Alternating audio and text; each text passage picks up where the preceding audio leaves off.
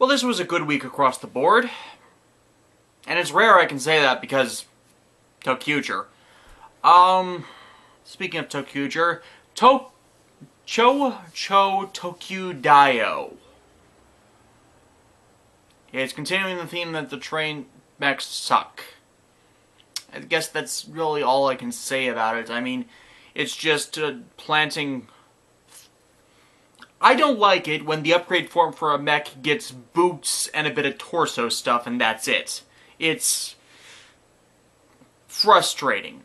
I mean, what does a pair of shoes and something else on the torso do to improve the power management? It's just frustrating. I mean, some of them have it work in that they do other things like new arms. I mean, I like all the combinations for Engino, or the RPM Zords. Those I thought were well balanced. Even the Super Combiner Engino G12. G12 is actually my favorite Ultra Zord. I guess I should really start at the beginning. Wright and company get new vision/memories of their town, and over the course of the episode, they figure out what the name is. So they've got a bit more of their memory back, but everything is consistent with the shadow consuming it when they were kids. Now, unless this was years and years ago, it's likely they're kids in adult bodies. In that case, it's a bit better for understanding the characterization. I still don't like it, because their personalities are ridiculously frustrating. But we got a lot of good moments in that when they remembered their parents, they were crying, that they knew they had family that is now lost to them. That was a good moment, and Wright is acting like a fucking human being instead of an asshole. In that, you know, it's comforting, it's everything will be okay, we'll get them back, we have the power to do that. And there's an upcoming rant in my Cougar reviews that I'm releasing about how they used Godai in that series as the nice guy that says everything will be alright, but never justifies that everything will be alright. And Wright doesn't do that. It's idiotic optimism still, but it's properly placed to encourage the rest of them, keep their spirits high. It's not done in the assholiness method that I've repeatedly slammed him for. It's still consistent with his character, it's just that he turned the douche levels down this week. Or, you know, there wasn't a douchey motivation for his actions, like eating incessantly, or eating incessantly. I still don't like this guy, but he was better. And I mean, while they're getting their memories back, finding a festival that helps jog their memories because their town has a festival for stargazing, that was the moment they all remember. Kira's fixing the trains, which, again, in character, but you get this moment that, about him wanting them out of his hair, although they're already out of his hair. You know, he said, it's like, it's over the phone saying, I'll fix them, don't come by, don't bug me. Not those words, but that was kind of his tone of voice. And I kind of see that. They're, well, let's face it, they're idiots, and Akira knows what he's doing, so having them there would probably slow things down regardless, so we can just get basic repairs done so they can move. So since Akira also warns them that Schwartz is after the rest of the trains. Obviously, he already grabbed Tokyo. So the team splits up into Wright battling all Schwartz's main group, and the other four getting back the main trains. And that bugged me a bit, in that Wright took all the trains for himself to do this distraction, when they could have done it 2 and 3 with just one person of the 3 going for the main trains having a suit, while the other 2 have all the other 4, because that's a bit more believable than one guy changing into all 5 colors, because guy and girl can trade off the colors and make it seem like half the team is there at all times. And that would make a bit more tactical sense, as then, if things go bad, you don't hand over to him the devices to summon them remotely. In fact, why did they just not summon the trains remotely? Hello? Bueller? Bueller? Fridge logic. So yeah, they get the trains back and combine them into Chotokyo for a fight with Schwartz. Garita had a good thing in this where she's being consumed by the power of darkness, but then she remembers Schwartz and she comes back to herself and helps him in fighting off the Toqgers with Zet's mech. And when their Shadow of the Darkness fall next, the memory of their town surges. They remember the name, and they remember, I think, pretty much everything about themselves, because, you know, we're pretty sure they're kids by this point. And then the five of them, Wright has another good moment, allying the five of them that even when they're in the darkness, they'll be okay as long as they're together. It was actually a really good moment, and said perfectly with the trains coming back online because they were broken apart, and recombining as they all start to glow and come together, and they form a rainbow of energy, and Akira's looking at it, and they welcome him amongst them. And right as the last parts of Chocho Dio, that's a tongue twister, are forming, and it's like he's been a part of them, apart from them, despite, you know, having his powers, and this is the moment where he really becomes part of the team, one of them, and it was really dramatically well shot, well choreographed. Well, I guess choreographed was relative since it's a blank screen, but I'm saying they were showing the right kind of emotions. Everything really came together on this one, which is the one. I think this is the first episode since that I don't have any real complaints. I think there might be one other previously that I got really interested in the quality of it, but I can't remember it specifically. Okay, I still do have complaints, but it's mainly about the mechs. But I've known about this for a while now, so it's not specific to this episode. It's a problem with the show's mechs to begin with, in that Build Dio separates and becomes feet, and then the torso of it becomes another torso that goes on top of the torso, and then the head goes on and docks to that, and the arms become a staff with a spear on the end. It really just looks bad. But again, that's not limited to this episode, as that's going to be a series thing. That's been a series thing. And they use its power, and they're going to attack Schwartz. Garita's mech gets in the way, and she's fatally injured from the explosion, the destruction of that mech. And, of course, Zet breaks free. Now, this was a twist I wasn't expecting. I figured that Garita was going to become the new big bad because that's the cliche, and that is subverting expectation, which is good, which is very, very good. And we learn a bit more about Zet in that his obsession with the light is he will consume it to make it his. So he wants things to shine in the darkness, consume the light, so they're one and the same. You know, his darkness is one and the same. The darkness can provide light as well as the shadow. So since he can't find a way to live in the light, he'll make the light be his, be under his dominion. And that is good motivation. Fascinated by something you can't have, so entrances you, absorbs your attention, but is poison. So you gotta disperse it.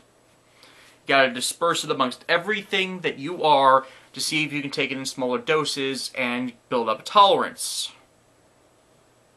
Except in this case, it's all-consuming to make it to that point. We also see Zet's monster form, which... it's a combination of what he normally looks like and... I want to say an Elvis Presley outfit. A demonic white Elvis Presley outfit. I mean, he doesn't have the hair. He actually has bangs that kind of spike over like a Square Enix villain. That's it. Seymour from Final Fantasy X. That's the hair. That was bugging me. As he just bursts and destroys Greta entirely and consumes the sparkle in his eyes before turning on Schwartz for, I want to say defecting, betraying. Yeah, I think the term was betraying, when really Schwartz had done what he said to do in that, Greta was going to run away, so she didn't do that. Admittedly, we didn't know that's what was going to happen, but, don't love Zet, eat Zet. This was apparently all according to his plan to get Greta's sparkliness, the light in her soul.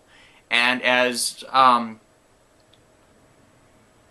think when Greta intervened to save him, that's when he realized how much she actually felt about him. And so there was kind of a sparkle in his eye as Zet attacked him, and he was knocked into a river, and there was no explosion, so we know he's not dead. Unfortunately, that is the cliche of Tokusatsu, in that 99% of the time, if you get knocked into a river and we don't see something explode, or you die before that, then you're probably alive. Now, there's been a bit of a subversion of that lately with Gaim and Takatora, because we're pretty sure he's dead. And I watched Kuga, where one of the generals got shot repeatedly and then fell into a body of water. She is dead. So I can name off two off the top of my head, but most of the time, you fall into a body of water from some high up point, you're not dead.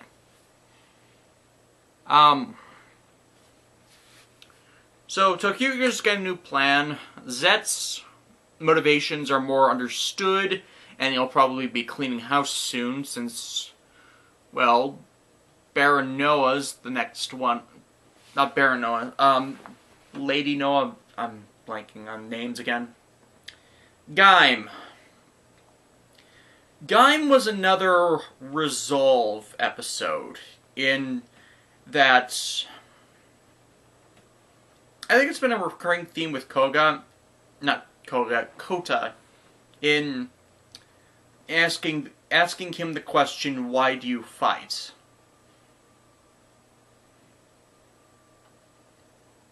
And it usually comes up when there's this big plot twist that comes up. I mean, it happened the first time with... No, I think even before that.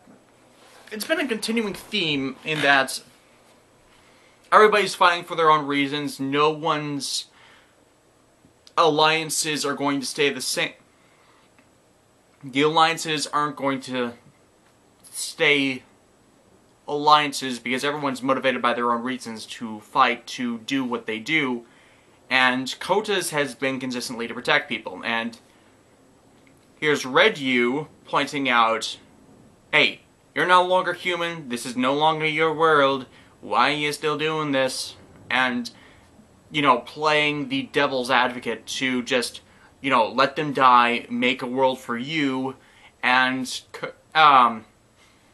he does it through illusions, which isn't debating him, it's tricking his senses, and he pretty much goes through what Hase did. Now remember, Hase died earlier in the series after being forced into being converted into an Inves after he ate a fruit, and Kouta pretty much spends the illusion having that happen to him. Now we saw Hase fighting the conversion into an Inves, and Kouta does it rather similar in that they almost reenact the conflict one for one, except with everybody being hostile to Kouta instead of, seeing it as a monster instead of lashing out as Hase did when he couldn't. Admittedly, part of it's the controlling himself, but it has to be inside, instinctual levels. I'm describing this badly. In that you're motivated towards your self-interest, and the invest conversion probably enhances that because it wants to live, it wants to thrive. And Kouta's more focused on others than himself, because the king serves the people. Huh. I just realized something. Yoko said a while back that Kouta doesn't have the right mindset to be a ruler, that's why she was banking on Kaito. And I don't think it's the mindset versus the disposition. It might be the mindset versus the disposition in this case, as Kaito has the disposition to be a ruler, but not the right mindset. And I don't think Yoko's realized that what she wants isn't what she wants to see. Who she wants to see become the king, god, emperor, ruler isn't the right mindset for someone to become the king, overlord stuff. And I think that might be Sagara's test to see if the most interesting person really has what it's worth, or will they self-destruct? And if they self-destruct, hey, that's another Helheim world down. So he plays the long odds, when placing the long odds on the person is what allows it to invade and get to the point, and they just have the breaking point. And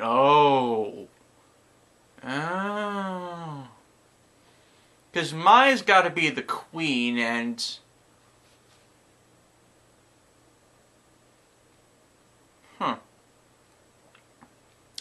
okay, pretty much we know what we got about the forbidden fruits in this one. It has the power to either save the king or save the chosen ruler to create his own world, or save the old world by stopping the infestation, but it'll kill everyone that was infested. And as the new overlord, you're likely to be the most infested of them. So Kouta's probably going to get himself killed, or something along the lines of be apart from this world by protecting it. And I think it's going to be I think it's going to go the classic Kamen Rider protect everyone else's happiness thing. That's got to be how it ends, because that's almost always how it ends. But it has a good ending, at least.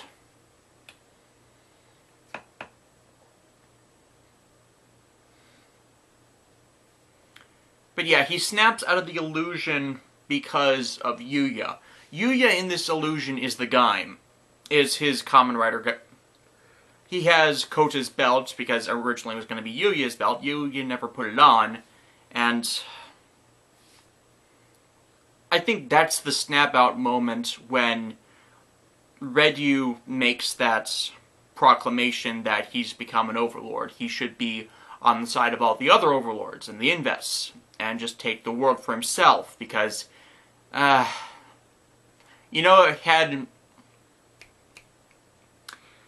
Michi learned that Redyu was the same as everyone else in seeing Kouta's value over what he was doing for...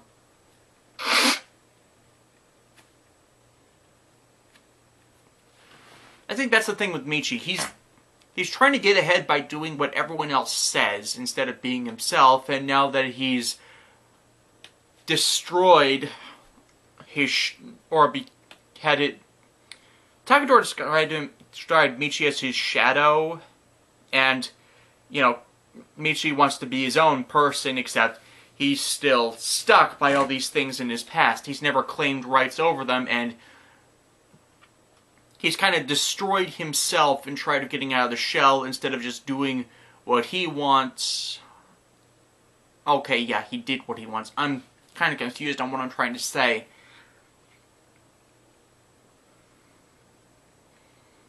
Michi pretty much did the worst possible thing in that he did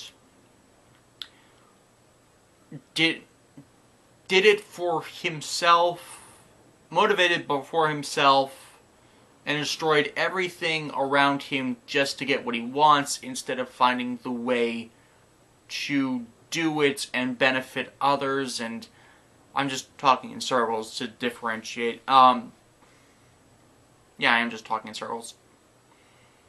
Whereas Kouta's fought the system with noble intentions.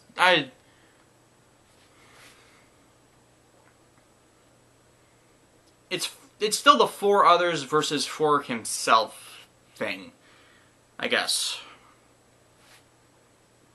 This is what happens when I'm trying to explain these things as they come to me off the top of my head. They're not full fleshed out thoughts, and I hate that. So yeah, Kouta, because it's Yuya, and he never wanted to kill Yuya, this is probably the wrong kind of thing to depict himself as the worst situation, because it's been his resolve to make up for his mistake that he didn't know was his mistake in killing Yuya, and then here's Redyu's illusion just trying to motivate him into doing it again, when that is the mistake that is motivated, that has driven him to become an overlord to gain the power to save the world in the first place. It's like, you just fucked up. And that was the moment when he not only broke through the illusion, but he truly claimed the power of an overlord, in that after he knocked Redyu into retreat, he formed the tendrils of the Helheim plants around him. Now, I'm not sure what's going to happen around that, but it's an interesting moment nonetheless. Oh, and there are a few other fights in there interspersed about, the rest of them breaking through, stopping the life force transfer to the Queen, and Kaito and Michi facing off in a no-holds-barred. And Kaito was being smart in that the few glimpses we had into their fight, he was continually striking at the Genesis driver directly. And that's smart. If he breaks the driver, he won't be able to use the Genesis powers, he'll be down one tier. And whereas, if Kaito's knocked down one tier, he's still far more powerful than Michi is. So, that's clever. Garo. We got another Makai Knight that goes bad. They're possessed by a horror, which is apparently a more common thing than we thought, because there's an entire Makai division devoted to them, specifically a Makai priest named Baku. I want to say Baku. And she's hunting them. It's a slab horror, so Raiga, Mayuri, and Crow get called in to ally with them in taking it down. Crow gets crapped on again. Doesn't even transform. Doesn't win any fights. Admittedly, he saves the priest in the final battle, but he's really not doing well this season. He barely gets anything to do. He's almost always on the sidelines. It's like, this is another opportunity to have him at least join in the fight and contribute. Ray didn't fight that often. He contributed consistently because, he had an actual story. Crow's just here because we need a second Makai Knight to back up the main Makai Knight. It's still well scripted, as Baku is a... what's the phrase? They're irrelevant. Their relative, what's the internal investigator? I think that's the phrase. It's probably motivated due to the Kiba incidents in, the first series. Actually, that's a big plot hole too. If there's someone that, checks over everyone else to see if they're actually doing their jobs correctly and not, being consumed by the horrors they fight, then why did they not know about the Watchdogs and Barago? Did they cover their tracks enough for that? Or was everybody just fooled? I don't know, it seems like a bit of a plot hole. It makes sense if it was afterwards, as then, someone to hold accountable and someone to make sure that no one's going that far. But I don't know. Especially, it makes sense if it was partners instead of just a Lode Mackay priest.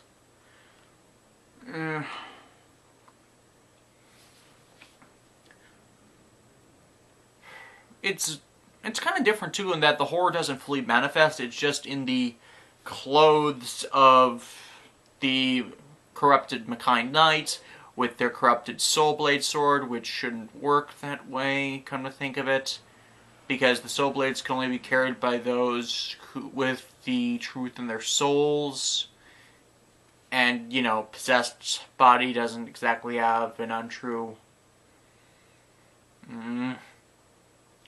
It's just a guy in a mask this week and not the full suit. I don't know if they were saving it for when they finally start the final story arc, which should be really, really soon because we haven't seen much of the story arc at all. Must be something consistent with Garo series in that they're almost entirely filler with little dottings of the story arc.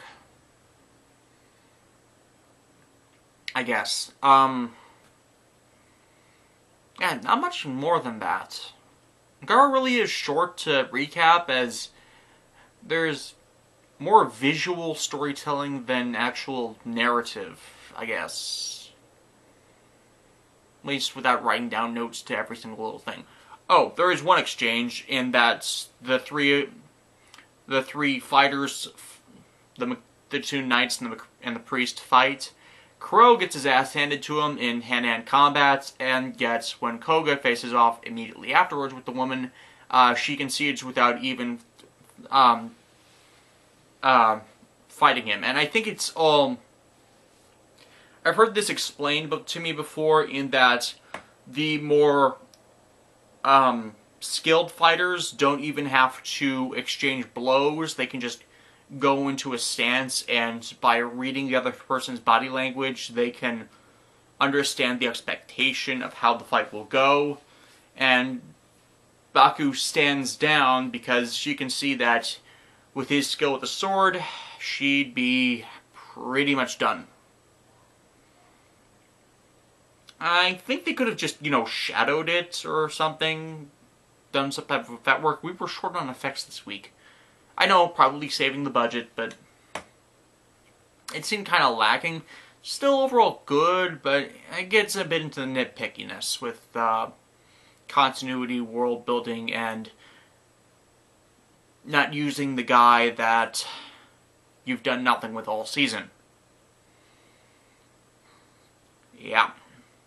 On the bright side, next week should be fun, as is the fight with Roshuo. Oh, I am looking forward to that. Yeah, that's all I got this week. See y'all next time.